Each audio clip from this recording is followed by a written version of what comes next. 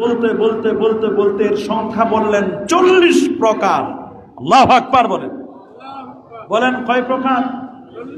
40 প্রকারের শহীদ আছে। কয় প্রকার? নিজের জান মাল ইজ্জত আবরুর হেফাজতের জন্য যদি কেউ মারা যায় সেও শহীদ হবে। বিধান জামে মসজিদে শহীদ আশিকুর রহমান পাভেল ফাউন্ডেশনের উদ্যোগে আয়োজিত শহীদ আশিকুর রহমান পাভেল এবং তার 3 বন্ধু অভি, মিলন এবং তুষারের 9ম শাহাদত বার্ষিকী উদযাপন এবং এতিম, বিধবা, দুস্থ, অসহায়দের মাঝে আর্থিক সাহায্য প্রদান উপলক্ষে আজকের এই পবিত্র আলোচনা মিলাদ ও দোয়ার মাহফিল 2025। আজকের এই পবিত্র আলোচনার সভা মিলাদ মাহফিলের শ্রদ্ধাভাজন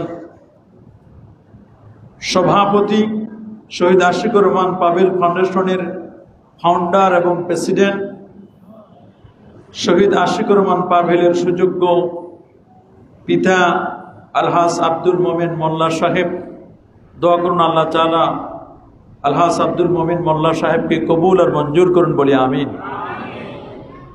আমন্ত্রিত সম্মানিত অতিথিবৃন্দ, মুআজ্জাজ ওলামা একরাম, এলাকার গণ্যমান্য ব্যক্তিবর্গ, এলাকার চাকরিজীবী ও ব্যবসায়ী ভাইয়েরা, মাদ্রাসার সম্মানিত আসাতিজা একরাম, মাদ্রাসার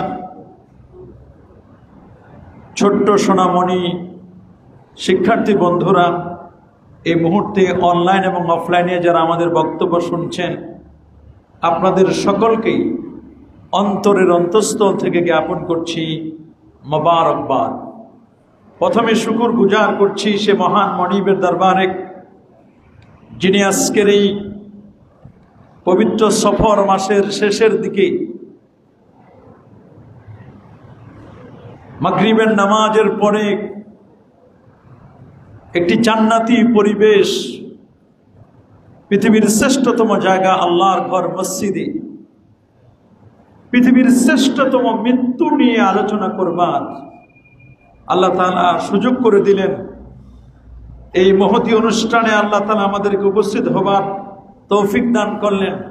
সর্বোচ্চ শক্তি দিয়ে, দারাজ কণ্ঠে, প্রাণ খুলে, দিল মন উজাড় করে, হৃদয়ের সবটুকুন আবেগ আর অনুভূতিকে উচ্ছ্বাস করে, হৃদয়ের বদ্ধ কপাটকে উন্মোচন করে দিয়ে ইসলামের বলে বলিয়ান হয়ে, ইসলামের তেজে তেজিয়ান হয়ে আকাশ ও বাতাসকে মুখরিত করে কালিমাতুশ শুকর আদায় করে পড়ে নিচ্ছে আলহামদুলিল্লাহ। লাখো কোটি, তার চার অনেক অনেক গুণ বেশি দরুদ আর সালাম পেশ করছি আল্লাহর সৃষ্টির প্রধান আকর্ষণ কুল কায়নাতের নবী আকা মাওলা নবীজি মুস্তাফা সাল্লাল্লাহু আলাইহি ওয়াসাল্লামের উপর। বিনা দরখাস্তে যে নবীর উম্মত হতে পেরেছি, আসুন আরেকটি বার শুকরিয়া আদায় করে পড়ে নিচ্ছে আলহামদুলিল্লাহ। প্রিয় সুধী,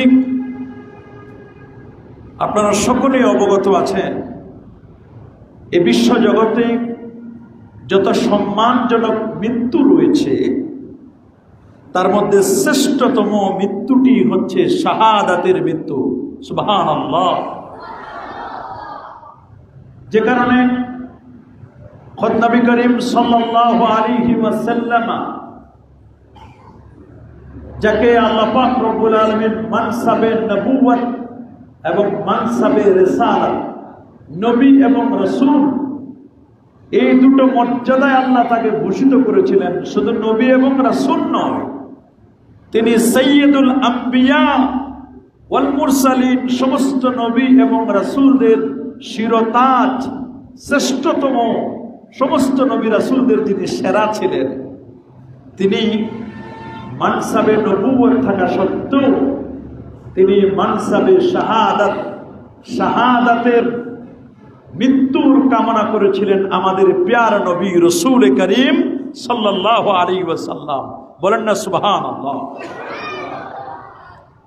সহিহ বুখারী ৭২২৬ নম্বর হাদিস।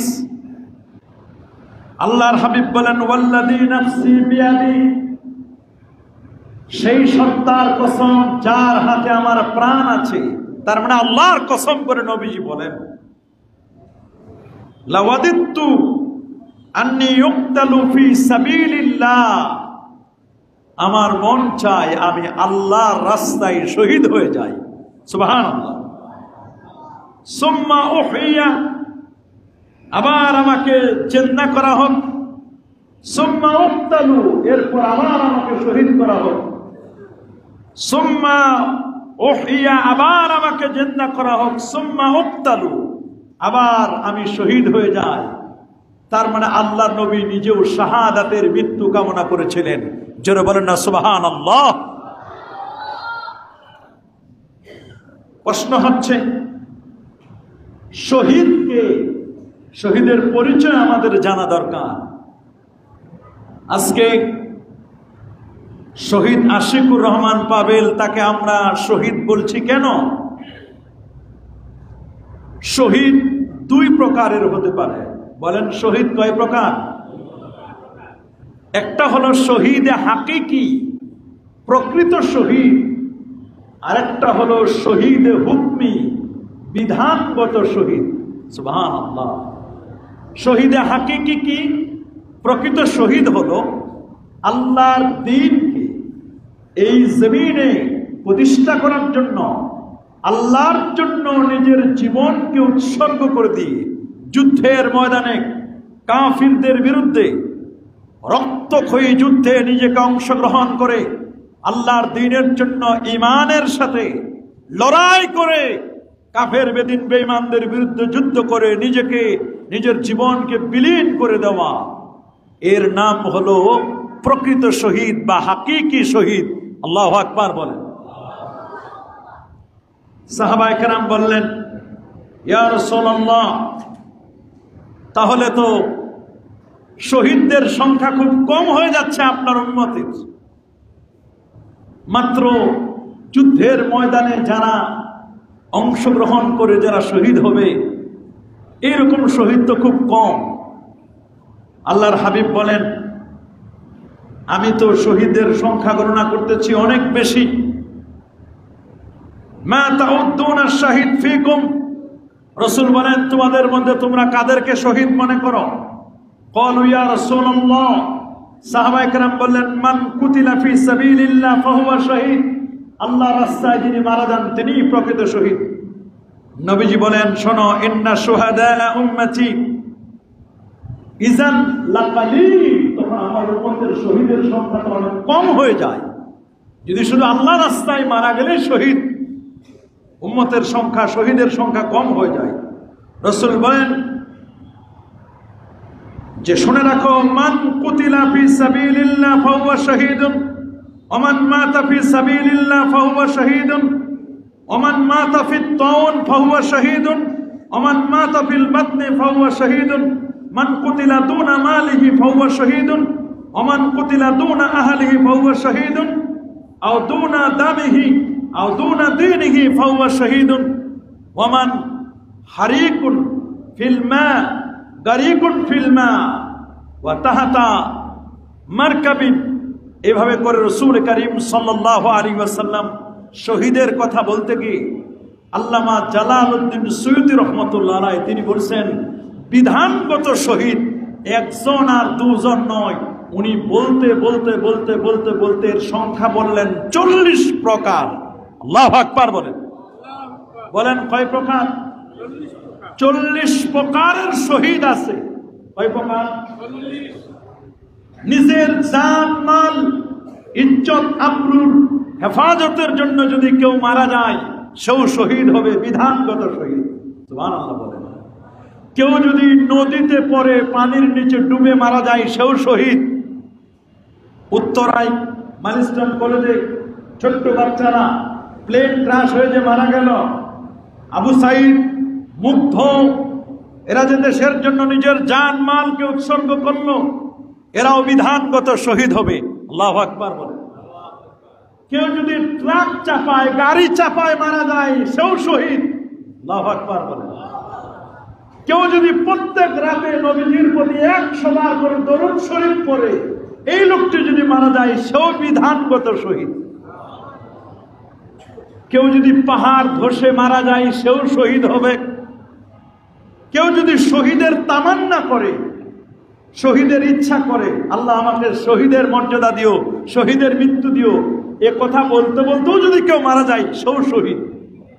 হার্ট অ্যাটাকে যদি কেউ মারা যায়, সেও শহীদ। পেটের ব্যথায় যদি কেউ মারা যায়, সেও শহীদ। কলেরা রোগে যদি কেউ মারা যায়, সেও শহীদ। এরকম করে নবীজি বলতে বলতে বলতে বিভিন্ন হাদিসে আল্লাহ নবীজি বলেছেন, তাতে 40 প্রকারের বিধানগত শহীদ নবীজি বলে দিয়েছেন। আল্লাহু আকবার। কলেরা রোগে মারা যাবে, প্লেগ রোগে মারা যাবে, করোনা মহামারীতে যদি কেউ মারা যায়, তো এইরকম মৃত্যু যদি কারো হয়, তাহলে রাসূল করিম সাল্লাল্লাহু আলাইহি ওয়াসাল্লাম তিনি বলে দিয়েছেন, সেও শহীদের মর্যাদা লাভ করবে। আল্লাহু আকবার বলে। একটি হাদিস রয়েছে, আজকেও হাদিসটা পড়লাম, আজকেও সেই হাদিসটি পড়িয়েছি। রাসূলুল্লাহ সাল্লাল্লাহু আলাইহি ওয়াসাল্লামের একজন প্রিয় সাহাবী, তার নাম হযরত জাবের, বাবার নাম হচ্ছে আব্দুল্লাহ। বাবার নাম কি? আব্দুল্লাহ। নবীজি বলেন, জাবের রাইতু মুনকাসিরান, আরে জাবের, আমি তোমাকে দেখতে পাচ্ছি ভগ্ন হৃদয় নিয়ে তুমি আছো, তোমার হৃদয়টা বড় ভারাক্রান্ত আমার কাছে মনে হচ্ছে। এটা বুখারী শরীফের হাদিস। ভগ্ন হৃদয়ে তুমি আছো, কি হয়েছে বলো? বলে, ইয়া রাসূলুল্লাহ, আমার বাবা আব্দুল্লাহ তিনি শাহাদাত বরণ করেছেন। ওয়া তারাকা আয়ালান ওয়া দাইনা, আমার বাবা রেখে গেছে তার 9 জন কন্যা, আমার 9 বোন রেখে গেছে। সুবহানাল্লাহ। কয়জন? 9 জন কন্যা রেখে গেছে, আমার 9 বোন রেখে আমার আব্বা মারা গেছে। আর রেখে গেছে কতগুলো ঋণ। আল্লাহ নবী বলেন, আমি কি তোমাকে সুসংবাদ দিব না? জি হুজুর দেন। কি সুসংবাদ দিবেন? আল্লাহ নবী বলেন, শোনো, আল্লাহ রাব্বুল আলামিন কিয়ামতের ময়দানে কারো সাথে পর্দার আড়াল ছাড়া আল্লাহ কথা বলেন না, হিজাব থাকে। পর্দার আড়াল থেকে আল্লাহ তাআলা সবার সাথে কথা বলবেন। কিন্তু তোমার বাবার সাথে আল্লাহ তাআলা কথা বলবেন মুবাশারান, লাইভ, এর মধ্যে মাঝখানে কোনো পর্দা থাকবে না। আল্লাহ তোমার বাবার সাথে সরাসরি কথা বলবেন। আল্লাহু আকবার। আল্লাহ তাআলা তোমার বাবার সাথে সরাসরি কথা বলবেন।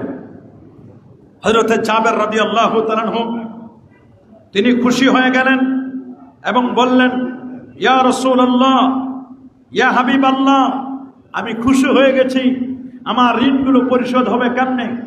নবীজি বলেন, কোনো চিন্তা করো না, তোমার ঋণ পরিশোধের ব্যবস্থা আমি করতেছি। ইয়া রাসূলুল্লাহ, আমার বোনগুলোকে কিভাবে বিয়ে দিব? নবীজি বলেন, আমি তোমার বোনের জন্য, তাদের জন্য দোয়া করতেছি। আল্লাহ নবীর দোয়ার বদলতে অল্প কিছু দিনের মধ্যে ঋণ পরিশোধ হয়ে গেল এবং তার জাবের রাদিয়াল্লাহু তাআলা আনহুর বোনদের বিয়ের বন্দোবস্ত রাসূলুল্লাহ করে দিলেন। আল্লাহু আকবার বলেন। একজন শহীদ, তাদের মৃত্যুটা এত ভালো মৃত্যু, এই মৃত্যুগুলো আলোচনা করতে হয়। জামে তিরমিজি 1019 নম্বর হাদিস, নবীর প্রিয় সাহাবী হযরত আব্দুল্লাহ ইবনে ওমর রাদিয়াল্লাহু তাআলা আনহু তিনি বলেন, আন্না রাসূলুল্লাহ সাল্লাল্লাহু আলাইহি ওয়াসাল্লাম قال, আল্লাহর হাবিব ইরশাদ করেন, উযকুরু মাহাসিনা মাউতাকুম, তোমরা তোমাদের ভালো মৃত্যুগুলো আলোচনা করবে। সুবহানাল্লাহ। উযকুরু মাহাসিনা মাউতাকুম, তোমরা তোমাদের মধ্যে যদি কেউ ভালো মৃত্যুবরণ করে, এই ভালো মৃত্যুগুলো তোমরা আলোচনা করো। আচ্ছা, আপনারা বলেন, শহীদি মৃত্যুর চেয়ে ভালো মৃত্যু পৃথিবীতে আছে? বলেন না, শহীদি মৃত্যুর চেয়ে ভালো মৃত্যু পৃথিবীতে আছে? না, ভালো মৃত্যু তো নাই। রাসূলুল্লাহ বলে দিলেন, উযকুরু মাহাসিনা মাউতাকুম ওয়া কুফু আন মাসাবিহিম, এবং তাদের মন্দ দিকগুলো আলোচনা করা থেকে তোমরা বিরত থাকবে। কোনো মানুষ যদি মারা যায়, তার যদি কোনো দোষ ত্রুটি প্রকাশিত হয় বা দোষ ত্রুটি তার কোনো থেকেও থাকে, দোষ ত্রুটি আলোচনা করা যাবে না। বলেন না, দোষ ত্রুটি আলোচনা করা যাবে না। বরং যদি কোনো দোষ ত্রুটি আমাদের পরিলক্ষিত হয়, আমরা যদি দেখি যে না লোকটার এই খারাপ গুণ ছিল, আল্লাহর কাছে তার জন্য মাপ চেয়ে নিতে হবে, তার ভালো দিকগুলো আলোচনা করতে হবে। শহীদ আশিকুর রহমান পাবেল, সে ছিল একজন জ্ঞান পিপাসু। সুবহানাল্লাহ বলেন। জ্ঞানের প্রতি তার অনুরাগ ছিল। নিজে যেমন একজন মেধাবী ছাত্র ছিল, ঠিক তেমনি ভাবে স্কুলে মেধাবী ছাত্ররা আসক, তাদের নিয়ে সমাজের যাতে করে কল্যাণ হয়, সমাজের দুস্থ দরিদ্র এতিম অনাথ, তার বাবা যেমন, আমি শুনেছি গতকালকেও, আলহামদুলিল্লাহ এটা কোনো ফখর না, যে আলহাজ আব্দুল মোমেন মোল্লা সাহেব গতকালকে প্রায় 400 জন দুস্থ এতিম গরিব অসহায়দেরকে প্রত্যেককে 1000 করে টাকা দিয়েছেন। তাতে 400 মানুষকে 1000 করে টাকা দিলে কত লক্ষ টাকা হয়। এটি শুধু সন্তান যেন বেহেশতের আলা মাকামে থাকেন, উঁচু মর্যাদা যেন পান। একজন শহীদ তার পরিবারের অসংখ্য লোককে সুপারিশ করে রিকমেন্ড করে জান্নাতে নিতে পারবেন। সুবহানাল্লাহ। একজন শহীদ আশিকুর রহমান পাবেল যদি জান্নাতি হয়, আমার বিশ্বাস তার পরিবারের কমপক্ষে 10 জন, কেউ কত 70 জনের কথা বলছেন, কেউ কেউ বলছেন এর চেয়েও বেশি মানুষকে রিকমেন্ড করে সুপারিশ করে সে জান্নাতে নিতে পারবে। আল্লাহু আকবার বলেন।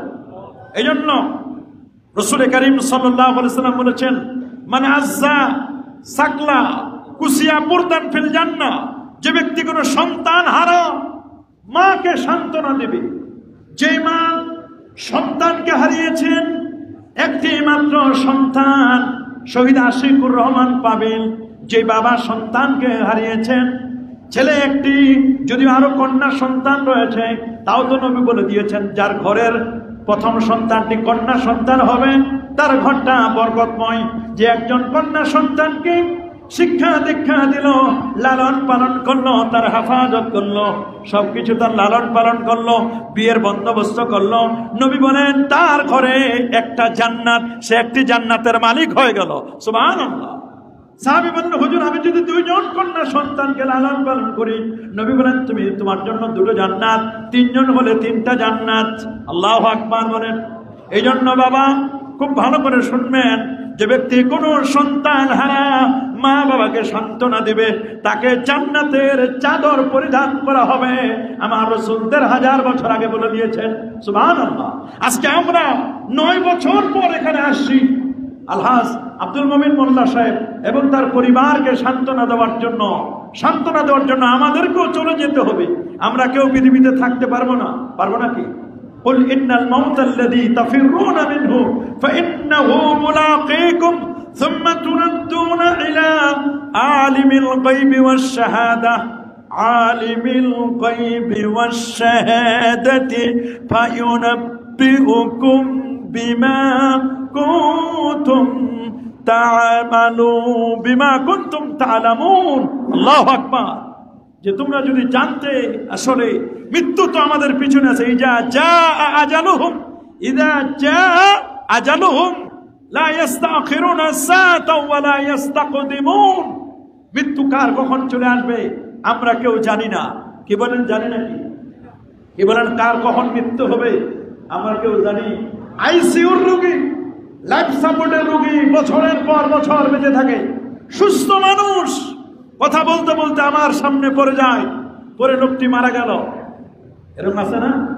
একসাথে খাওয়া দাওয়া করছেন, হঠাৎ করে মানুষ মারা যায়, আমাদের থেকে বিদায় হয়ে চলে যায়। যার যে কদিন সময় সেই কয়দিন সে পারবে, এর চেয়ে বেশি একদিনও থাকবে না। রাসূল আকরাম সাল্লাল্লাহু আলাইহি ওয়াসাল্লাম বলেছেন, যে ব্যক্তি তার মুমিন ভাইকে তার বিপদে সান্ত্বনা দেবে, আল্লাহ তাআলা কিয়ামতের দিন তাকে সম্মানের পোশাক পরাবে।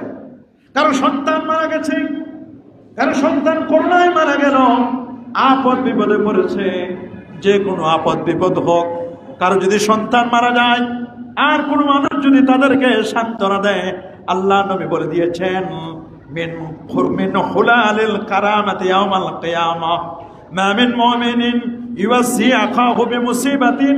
কোন মুমিন যদি আরেক মুমিনকে মুসিবতের কারণে তাকে যদি সান্ত্বনা দেয়, ইল্লা কাসাহুল্লাহু সুবহানাহু ওয়া তাআলা, আল্লাহ তাআলা তাকে মিন হুলালিল কারামাতি ইয়াউমাল কিয়ামা, কিয়ামতের ময়দানে আল্লাহ তাআলা তাকে সম্মানের পোশাক, জান্নাতের পোশাক পরায়া আল্লাহ তাআলা তাকে জান্নাতি করবেন। আল্লাহু আকবার। তো এই জন্য কোন মুমিনকে সান্ত্বনা দিতে হয়। কেউ বিপদে আপদে পড়লে, আজকে একমাত্র কলিজার টুকরা সন্তান আশিকুর রহমান পাবেল, আমাদের মোল্লা সাহেবের ছেলে সন্তান, একমাত্র আল্লাহ তাআলা নিয়ে নিয়েছেন। এটা আল্লাহ পাক রব্বুল আলামিন সন্তান দেওয়ার মালিককে, নেন কে? যিনি নেন তিনি ভালো জানেন কেন নেন। এমনও তো হতে পারে এই সন্তানটা নেওয়ার মাধ্যমে তার মা বাবা পরিবারকে আল্লাহ জান্নাতি করবেন। আল্লাহু আকবার বলেন। তাহলে জান্নাত নেওয়ার একটা মাধ্যমও হতে পারে। আল্লাহ তাআলা কাকে কিভাবে পরীক্ষা করবেন? এই পৃথিবীটা হলো পরীক্ষার হল রুম। বলেন পৃথিবীটা কি? এটা পরীক্ষার হল রুম।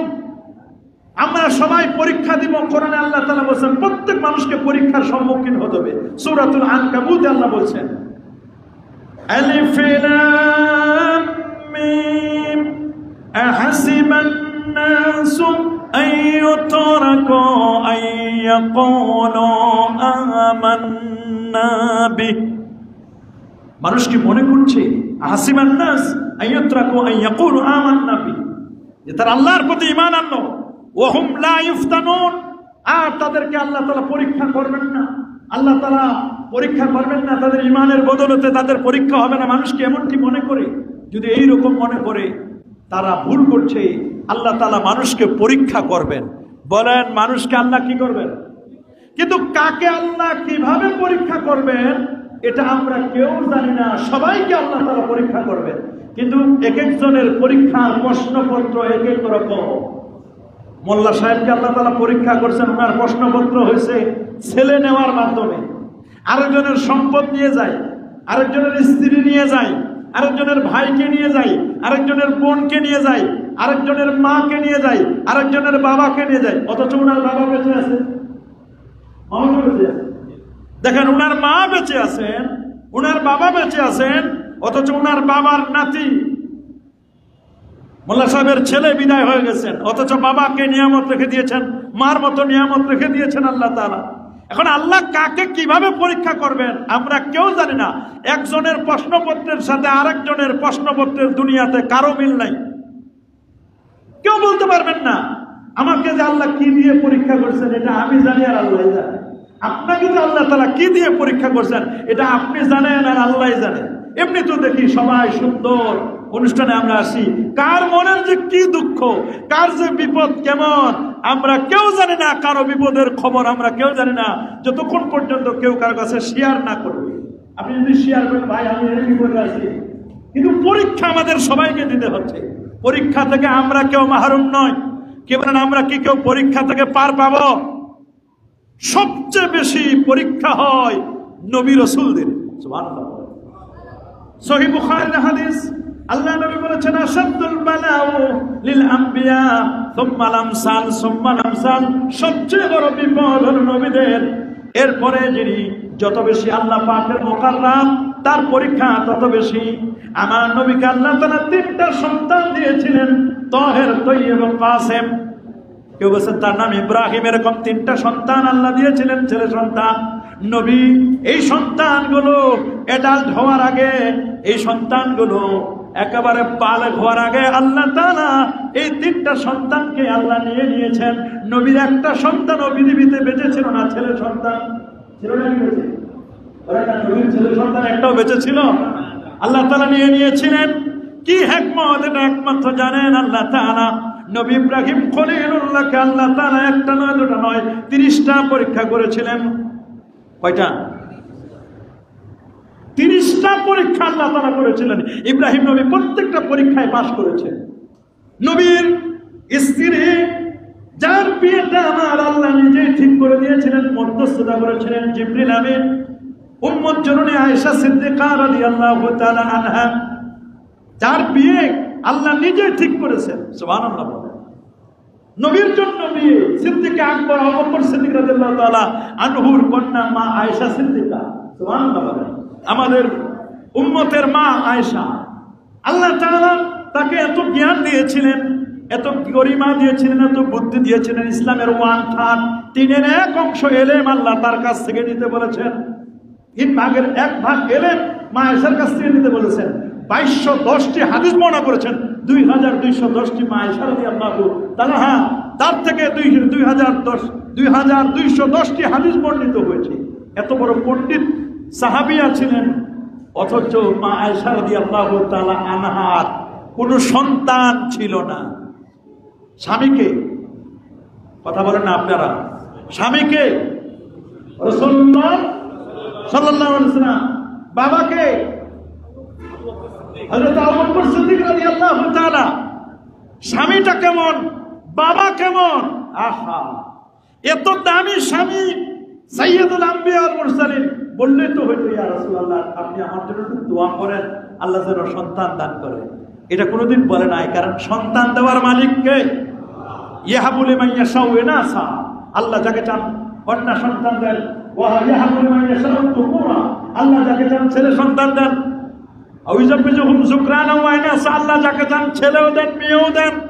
আবার পরেরটা বড় কঠিন, ওয়া ইয়াজআলু মান ইয়াশাউ আকিমা, আল্লাহ যাকে চান বন্ধা বানান, ছেলেও দেন না মেয়েও দেন না। আমরা তো মনে করি ছেলে হইলে মনে হয় দুনিয়ার সব পায়ে গেছে, মিষ্টি খাওয়ায়। মেয়ে হইলে মন খারাপ, মিষ্টি খাওয়ায় না, জিজ্ঞেস করে কি খবর, বলে আগেরটা, মানে আগে বিয়ে হয়েছে এখন হয়নি, মানে নাম তো বলে না, উত্তরণও করে না, মেয়ে হয়েছে কথা বলে না। মানুষ এত অকৃতজ্ঞ, কিন্তু যার হয় না সে বলছে ছেলে আর মেয়ে খালি দিলেই হয়েছে। কি ছেলে আর কি মিলে, একটা সন্তান হলে হয়েছে। আল্লাহু আকবার বলেন। মানুষ তো অকৃতজ্ঞ, বিভিন্ন মাজারে মাজারে দৌড়ায় ছেলে সন্তানের জন্য, কোন মাজারওয়ালা সন্তান দিতে পারে না। বাবা স্যার মাজারে আপনি যাচ্ছেন, এমনও হতে পারে ওই মাজারওয়ালা নিজেরও কোনো সন্তান সন্ততি নাই, আছে না এরকম? আপনি যে পীরের দরবারে যাচ্ছেন, পীর কোনো সন্তান দিতে পারে না। সন্তান দেওয়ার মালিক হচ্ছেন আমার আল্লাহ। বলেন সন্তান দেওয়ার মালিক কে? আরো জোরে বলেন সন্তান দেওয়ার মালিক কে? আল্লাহ।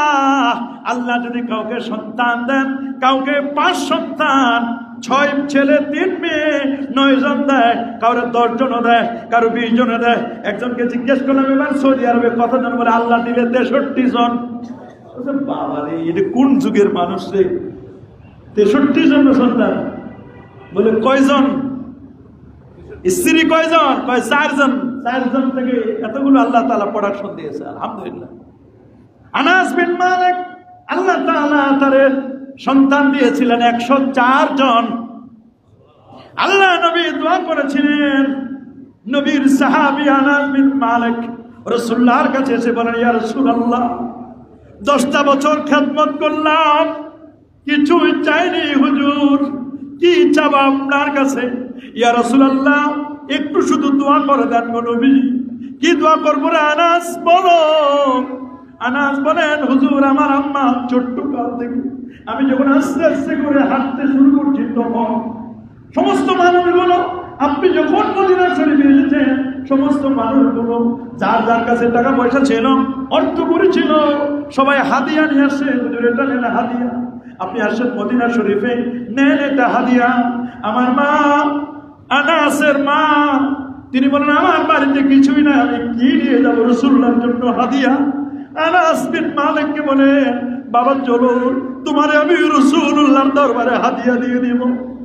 আসছে আনাসের মা, ইয়া রাসূলুল্লাহ আমার কলিজার টুকরা সন্তান আনাসকে আপনার জন্য আমি হাদিয়া দিয়ে দিলাম, এটাকে আপনি দেখে শুনে রাখবেন, আদব কায়দা শিক্ষা দিবেন।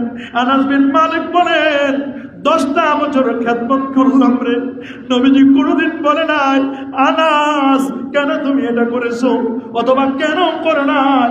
কোনোদিন আল্লাহ নবী আমারে বলে নাই। আল্লাহু আকবার। কোনোদিন আল্লাহ নবী বলে নাই। নবীর এত সুন্দর ব্যবহার, নবীর এত সুন্দর আচরণ। আনাস বিন মালিককে নবী বলেন, আনাস কি চাও বলো? হুজুর আপনি আমার জন্য একটু দোয়া করবেন। দোয়া কি করবেন বলেন না বাবা, কি করবেন? আজকে মোল্লা সাহেব আমাদেরকে ডেকেছেন, আমাদের কর্মব্যস্ত নবম শাহাদাত বার্ষিকীতে আমাদের চাওয়া পাওয়া যা কিছু সব হচ্ছে দোয়া। আর দোয়া মুখুল ইবাদাহ, দোয়া হলো ইবাদতের মগজ। বলেন না, দোয়াটা কি ইবাদতের? মান লাম ইয়াসআলিল্লাহ ইয়াকতাবালাই, যে মানুষটি চাইতে জানে না আমার আল্লাহ তার প্রতি রাগ করেন। সাল্লাল্লাহু কুল্লা শাই হাত্তা শাসানা আলাইহি, জুতার ফিতা ছিঁড়ে গেছে তাও তুমি আল্লাহর কাছে চাও। চাইবো কার কাছে? বলেন না, দেওয়ার মালিককে। দেওয়ার মালিক হলো আল্লাহ। সন্তানের জন্য বাবা দোয়া করবে, আবার সন্তান বাবার জন্য দোয়া করবে। রব্বির রাহমহুমা, বলেন রব্বির রাহমহুমা কামা রাব্বায়ানি সগীরা। সন্তান দোয়া করবে, আর ইরহামহুমা, আল্লাহ আমার আব্বা এবং আম্মাকে তুমি রহম করো। কামা রাব্বায়ানি সগীরা, ছোটকালে যেমনি ভাবে তারা আমাদেরকে লালন পালন করেছে। এখানে অনেকে আছি সে প্রচন্ড শীতের মধ্যে মার বুকের উপরে উঠে কত জনে জানি পেশাব করে দিয়েছি, কত জনে জানি পেশাব করে দিয়েছি। মা ভিজা কাঁথায় শুয়েছিলেন, আপনাকে আমাকে কাছে ডেকে এনে শাড়ি দিয়ে ঢেকে নিয়ে, আঁচল দিয়ে ঢেকে নিয়ে আমাদেরকে কোলে গরম করে আমাদেরকে ঘুম পাড়িয়েছেন। কত কষ্ট করেছে মা, কত কষ্ট করেছে বাবা। মা বাবার জন্য আমরা দোয়া করি। ছেলে ছেলের জন্য পাগল হয়ে যান, ছেলে ছেলে লাগবে, ছেলে ছাড়া হবে না। আরে বাবা, অনেক সময় ছেলের চেয়ে মেয়েরা বেশি হয়, মেয়েরা বেশি বাবার ভক্ত হয়, ছেলের চেয়ে মেয়েরা বেশি ভক্ত হয়। অনেকে ছেলে চাইতে চাইতে চাইতে চাইতে শেষ পর্যন্ত ছেলে পায়। ছেলেটা পাওয়ার পরে ছেলেটা এত দুষ্ট প্রকৃতির হয়ে যায়, এমন সম্মান পরিবার পরিজনের জন্য অসম্মানের কারণ হয়ে যায়। এক পর্যায়ে বাবা মা তো বলে থাকে ছেলে না হলেই ভালো হতো। ছেলের চেয়ে মেয়ে, আপনি যখন বয়োবৃদ্ধ হয়ে যাবেন তখন ছেলের বাড়িতে তো পুরারে মুরব্বীরে রাখতে দেয় না, কেউ যায় ওল্ড হোম বৃদ্ধাশ্রমে। আবার কোনো উপায় না পায় অনেক সময় মেয়ের বাড়িতে গিয়ে ঠাঁই হয়, মেয়ের বাড়িতে ঠাঁই হয়, কিন্তু ছেলের বাড়িতে কখনো ঠাঁই নাও হতে পারে। মনে রাখবেন, ছেলের বাড়িতে ঠাঁই নাও হতে পারে, কিন্তু মেয়ে যদিও পরের বাড়ি গেছে তারপরও মা বাবাকে কোনোদিন ভুলবে না। মেয়েরা বাবার প্রিয় হয়, মেয়েরা মায়ের প্রিয় হয়। মনে রাখবেন, আনাস বিন মালিক রাদিয়াল্লাহু তাআলা আনহু তার দরবারে, তাদের বাসায় উম্মে সুলাইম দাওয়াত দিয়েছেন, ইয়া রাসূলুল্লাহ আমাদের বাসায় একটু আসবেন, পরিবারের জন্য একটু দোয়া করবেন, প্রচন্ড গরম। আল্লাহ নবী একদিন আসলেন দুপুরবেলায় নবীজি এসে বললেন, কোন ঘরে আমি একটু বসবো? বলে, ইয়া রাসূলুল্লাহ এই ঘরে আপনি বসুন। নবীজি বসলেন, বসে বলে একটু বালিশ দাও। নবীজি শুয়ে পড়লেন।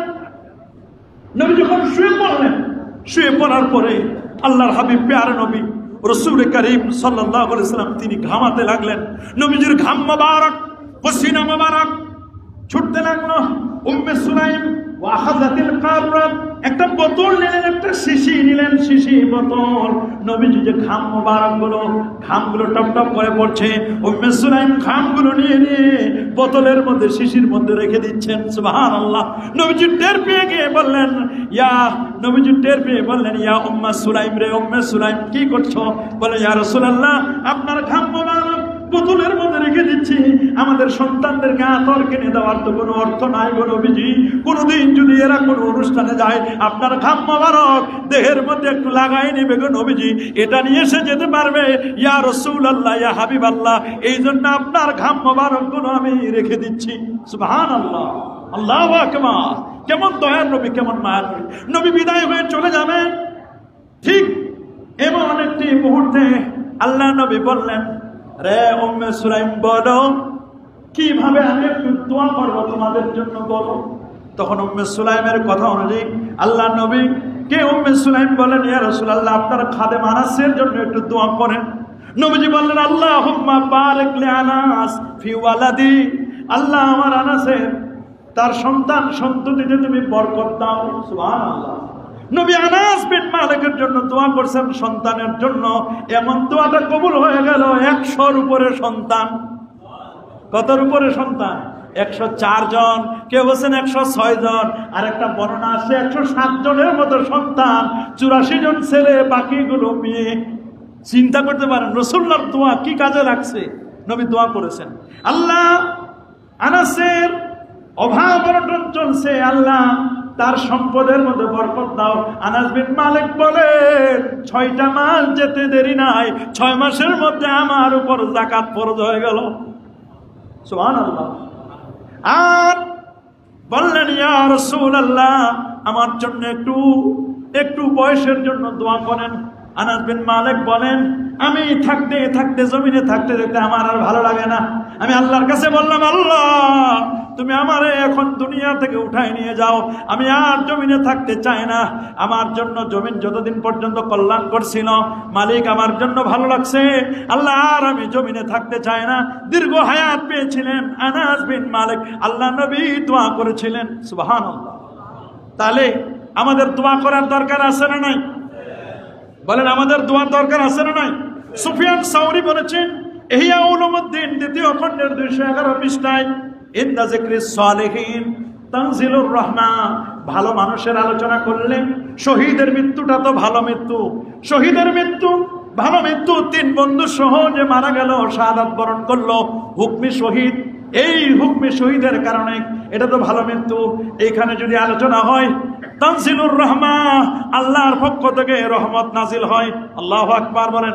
রহমত নবী হোসেন উম্মতে উম্মাতুম মারহুমা, ওরে আমার উম্মত হচ্ছে মরহুম উম্মত, মুতাবুন আলাইহা, আমার উম্মত তারা যখন কবরের মধ্যে প্রবেশ করবে, তাদখুলু কুবুরাহা বিযুনুবিহা, কবরে ঢুকলে গুনার পাহাড় নিয়ে ঢুকবে, তখন ওয়া তাখরুজু মিন কুবুরিহা লা দুনুবা আলাইহা, যখন কবর থেকে বের হবে রে একটা গুনাহ তার থাকবে না।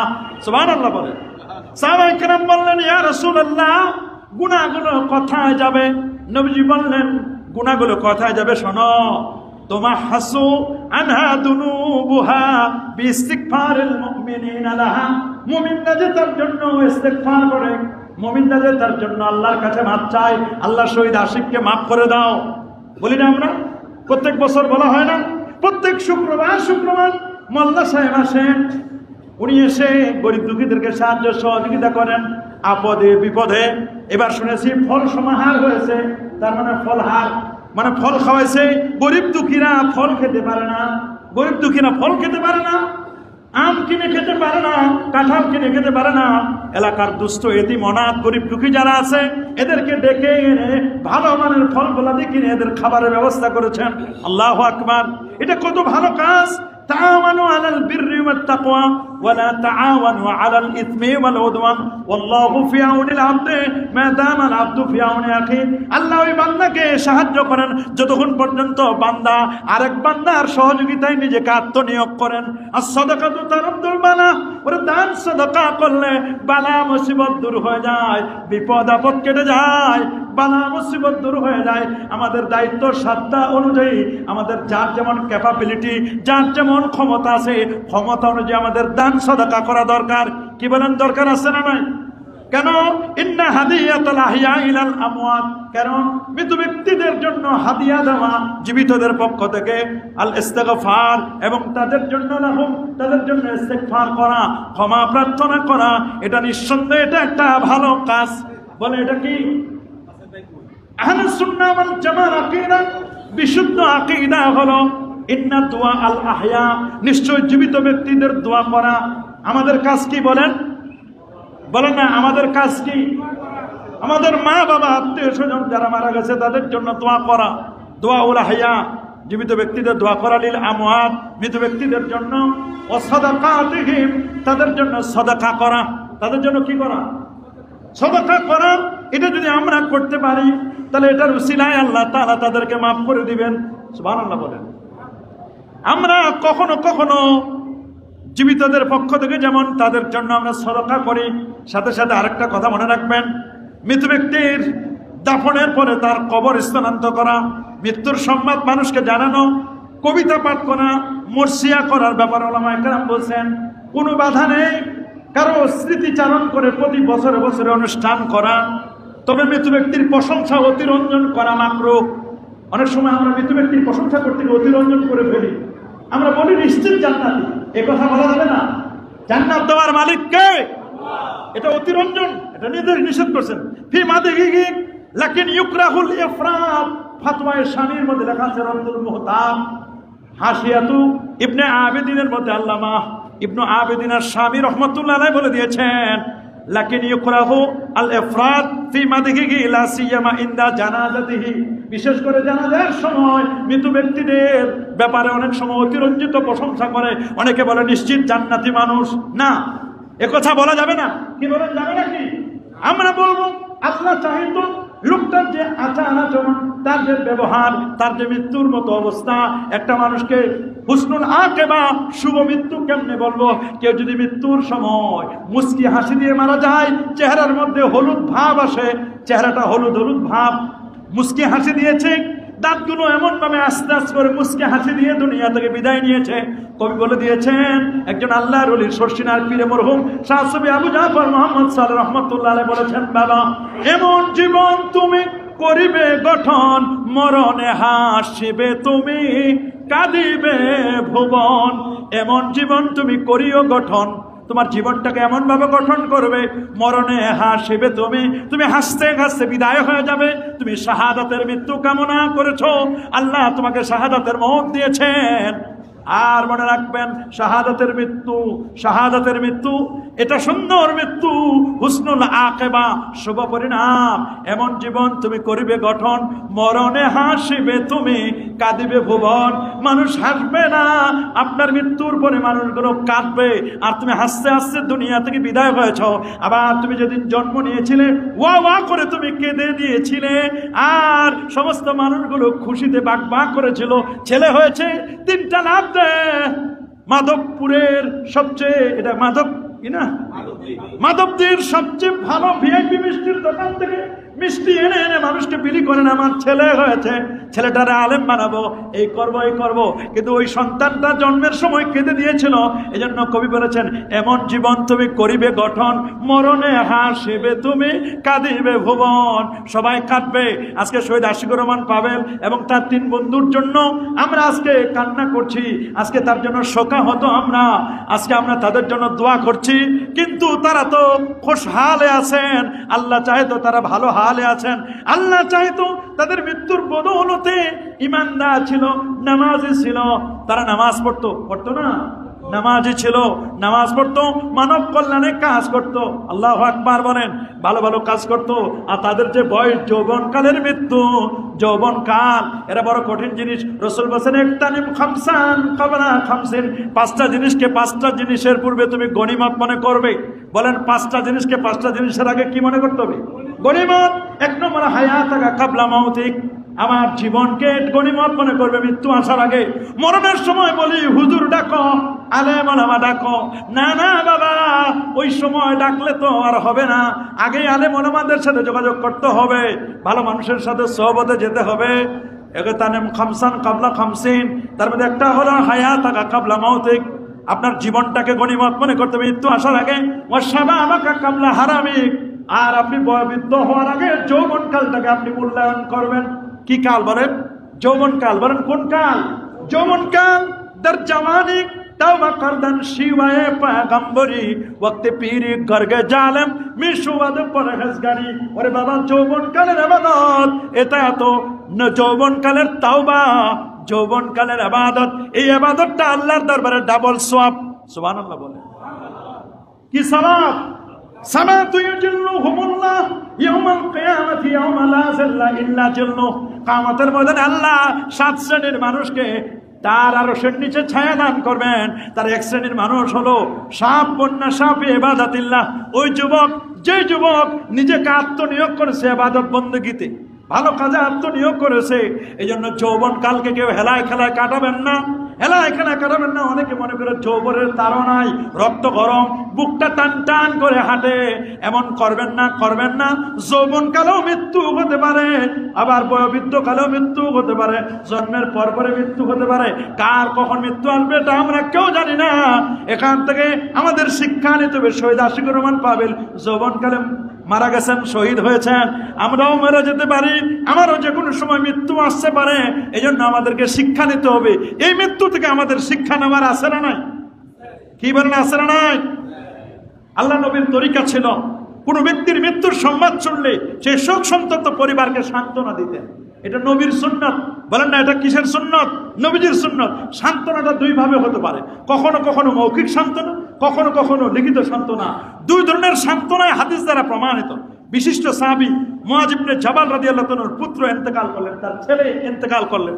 তিনি তাকে একটা চিঠির মাধ্যমে আল্লাহ নবী মুআয বিন জাবালের ছেলের মারা যাওয়ার কারণে মুআয ইবনে জাবালকে রাসূল আকরাম সাল্লাল্লাহু আলাইহি ওয়াসাল্লাম চিঠি লিখে বললেন, তোমার ছেলে ইন্তেকাল করেছে, এই জন্য আমি তোমাকে শোক বার্তা দিলাম, সান্ত্বনার বাণী দিলাম। আল্লাহ নবীর লিখিত শোক বাণী পাঠিয়েছেন মুআয ইবনে জাবাল রাদিয়াল্লাহু তাআলার জন্য। সুবহানাল্লাহ। তাহলে শোক বার্তা মৌখিকও দেওয়া যায়।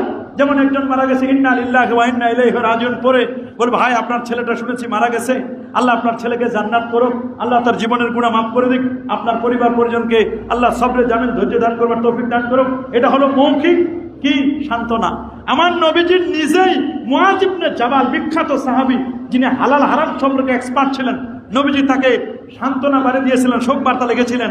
আল মুজামুল কাবির লিত-তাবরানির 16740 নম্বর হাদিস, বিসমিল্লাহির রহমানির রহিম, মিন মুহাম্মাদিন রাসূলিল্লাহ সাল্লাল্লাহু আলাইহি ওয়াসাল্লাম ইলা মুআয ইবনে জাবাল, সালামুন আলাইকা ফাইন্নী আহমাদু ইলাইকা আল্লাহ আল্লাযী লা ইলাহা ইল্লা হুয়া, আম্মা বা'দু ফাআযামাল্লাহু লাকাল আজরা ওয়া আলহামাকা আস-সাবরা ওয়া রাযাকানা ওয়া ইয়্যাকা শুকরা ফাইন্না আনফুসানা ওয়া আমওয়ালানা ওয়া আহলিনা ওয়া আহলিয়ানা ওয়া আওলাদানা মিন মাওয়াহিবিল্লাহিল হানিয়া।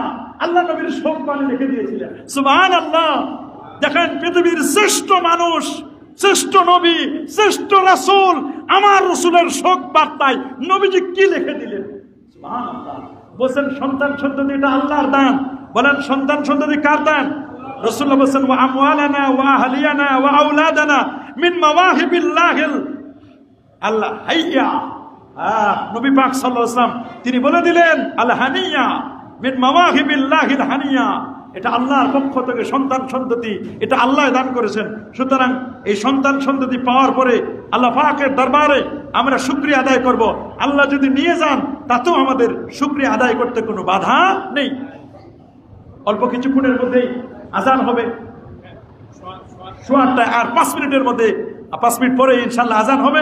এরপরে ইনশাল্লাহ 8:30টায় যথা নিয়মে এখানে নামাজ হবে, নামাজের পরে মিলাদ শরীফ হবে, ইনশাল্লাহ দোয়া মুনাজাত হবে, এরপরে তাবাররুকের আয়োজন আছে। এই জন্য স্মরণ সভার আয়োজন করা হয়। স্মরণ সভার আয়োজন এটা নাজায়েজ নয়, বরং এটা জায়েজ। মৃত ব্যক্তির স্মরণে কোন সভার আয়োজন করা, সেখানে তার উত্তম গুণাবলী আলোচনা করা, তার জন্য দোয়া করা, এটা ইসলামী শরীয়তে স্বীকৃত। বলে না এটা ইসলামী শরীয়তে কি স্বীকৃত। অনেক এগুলো বুঝতে চায় না, অথচ এগুলো শরীয়তে স্বীকৃত। রাসূল করিম সাল্লাল্লাহু আলাইহি ওয়াসাল্লাম তিনি শোক বার্তা দিয়েছেন, মৃত ব্যক্তিকে তোমরা উত্তম হিসাবে গুণকীর্তন করছো, ফলে তার জন্য জান্নাত আবশ্যক হয়েছে। এটা রাসূল আকরাম সাল্লাল্লাহু আলাইহি ওয়াসাল্লাম তিনি বলে দিয়েছেন, মান কানা মুস্তান্নান ফালিয়াস্তান্না বিমান কাদ মাত। কেউ যদি কাউকে অনুসরণ করতে চায় সে যেন মৃত ব্যক্তির অনুসরণ করে, কারণ জীবিত ব্যক্তিরা ফিতনা থেকে নিরাপদ নয়। আমরা যারা জীবিত আছি আমরা বিভিন্ন ফিতনা ফাসাদে আমরা জড়িত, কিন্তু যারা মারা গেছেন তারা ভালো যায়, দিন ভালো যায়। বলেন যায় দিন ভালো যায়, আসে দিন খারাপ আসে।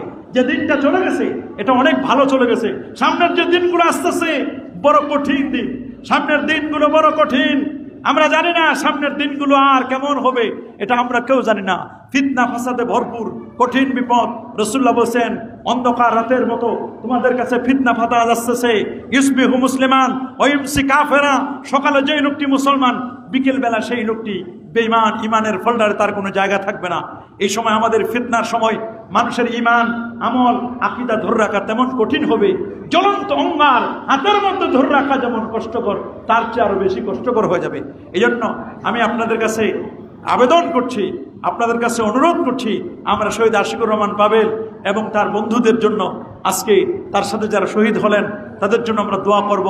শহীদদের দোয়া করলে নিজেদের লাভ। বলেন না শহীদদের জন্য দোয়া করলে কি, ওলি আল্লাহদের জন্য দোয়া করলে নিজেদের লাভ। কোনো ভালো মানুষের জন্য দোয়া করলে নিজেদের লাভ। শহীদের পাওয়ার কেমন এখানে নবীজি বলেন নাই যে কোনটা হাকিকি আর কোনটা হুকমি। নবীজি একেবারে ইন জেনারেল শহীদের মর্যাদা বর্ণনা করেছেন। সুবহানাল্লাহ। শহীদের পাওয়ার কেমন একটা উদাহরণ দিয়ে বুঝাচ্ছেন এইভাবে যে দেখো সূর্য কি সূর্য এখান থেকে 15 কোটি কিলোমিটার দূরে, সূর্যটা 15 কোটি কিলোমিটার, 9 কোটি 30 লক্ষ মাইল দূরে। সূর্য যদি 9 কোটি 30 লক্ষ মাইল দূর থেকে আপনার পৃথিবীর গাছপালাগুলোকে সতেজ রাখতে পারে তার আলো দিয়ে, তার তাপ দিয়ে। সূর্যের তাপের কারণে আমাদের চেহারাগুলো ঠিক আছে, সূর্যের তাপের কারণে, আলোর কারণে গাছপালাগুলো ঠিক আছে। সূর্য যদি এত দূর থেকে ফায়েজ দিতে পারে, তামাজ্জু দিতে পারে, তার লাইট দিয়ে, তার আলো দিয়ে যদি পৃথিবীকে আলোকিত করতে পারে, তাহলে সূর্য, চন্দ্র, সূর্য, গ্রহ, নক্ষত্র কিছুই হতো না যদি আমার নবীজি না আসতো। সুবহানাল্লাহ। নবীর কারণে কুল কায়নাতের সৃষ্টি। শহীদের মর্যাদা এত বেশি। বলছেন একটা সূর্য যদি তার আলো দিয়ে এত দূর পর্যন্ত আলোকিত করতে পারে, একজন শহীদ সূর্যের চেয়ে কোটি কোটি গুণ তার পাওয়ার আছে। তাহলে সূর্য, শহীদ নামক সূর্যটা, এটার পাওয়ার এত বেশি। আমরা যদি ইচ্ছা করি প্রকৃত শহীদ হোক, চাই হুকমি শহীদ, আল্লাহ চাহে তো শহীদের মর্যাদা এত বেশি। এমনও তো হতে পারে শহীদের নূর, শহীদের আলো, শহীদের যে মর্যাদা, ওটার উসিলাই আল্লাহ চাহে তো আমাদেরকেও আল্লাহ মাফ করে দিতে পারেন। কি বলেন, পারে না? আল্লাহ কিন্তু আমাদেরকেও মাফ করে দিতে পারেন। এই জন্য কাকে কোন উসিলা আল্লাহ তাআলা মাফ করবেন আমরা কেউ বলতে পারি না। এমনও হতে পারে আল্লাহ তাদের শাহাদাতকে কবুলও করে নিতে পারেন। কবুল করেন আমার মালিককে। আমরা দোয়া করি, যেহেতু হাদিস অনুযায়ী গাড়ি চাপায়, ট্রাক চাপায় যারা মারা যায় তারা শহীদ। তাদের ঈমান ছিল, তাদের কি ছিল? তারা নামাজে ছিল, ঈমান ছিল। হয়তো বা আমলে কিছু ত্রুটি বিচ্যুতি ছিল, এটা তো সবাই আমাদের আছে, আমলে অনেকের ত্রুটি বিচ্যুতি থাকতে পারে। ঈমান ছিল। তার দাদা একজন আকীদা সম্পন্ন ভালো আকীদার মানুষ, আলহামদুলিল্লাহ বলে। তার দাদা ওই সোনাকান্দার হুজুরকে মহব্বত করে ভালোবাসে, শশীনার হুজুরকে মহব্বত করে ভালোবাসে, ওলি আল্লাহদেরকে মহব্বত করে ভালোবাসে। তার বাবা আলেম ওলামাদের সাথে, কি কওমি, কি আলিয়া, কি সরকারি, যে কোনো আলেম ওলামা, ওনার মধ্যে কোনো হিংসা নাই, আলহামদুলিল্লাহ বলে। কোনো হিংসা নাই, হিংসার কোনো কারণ নাই। আলেম ওলামা দেখলে কে কওমি, কে আলিয়া, এগুলো ওনারা ডিভাইডেড করেন না, দেখে মহব্বত করেন, ভালোবাসেন। আপনাকে যেমন ইজ্জত করা দরকার আপনাকে সেরকম ইজ্জত করেন, ওনাকে যেমন ইজ্জত করা দরকার, যাকে যেভাবে ইজ্জত করা দরকার তাকে সেভাবে ইজ্জত করেন। এই যে একটা ভালো পরিবার, আল্লাহ তাআলা কাছে আমরা দোয়া করি, আল্লাহ তাআলা আমাদের আলহাজ মোমিন মোল্লা সাহেব, তার আব্বা জান, তার আম্মা জান, তার পরিবার পরিজন, তার আহালিয়া, তার জামাইগুলো, তার সন্তান, আল্লাহ তাআলা সবাইকে কবুল করুন। তার অন্যান্য ভাইদেরকে কবুল করুন। আল্লাহ তাআলা তাদের ব্যবসা বাণিজ্যে আল্লাহ বারাকা নসিব করুন। বলেন না আমিন।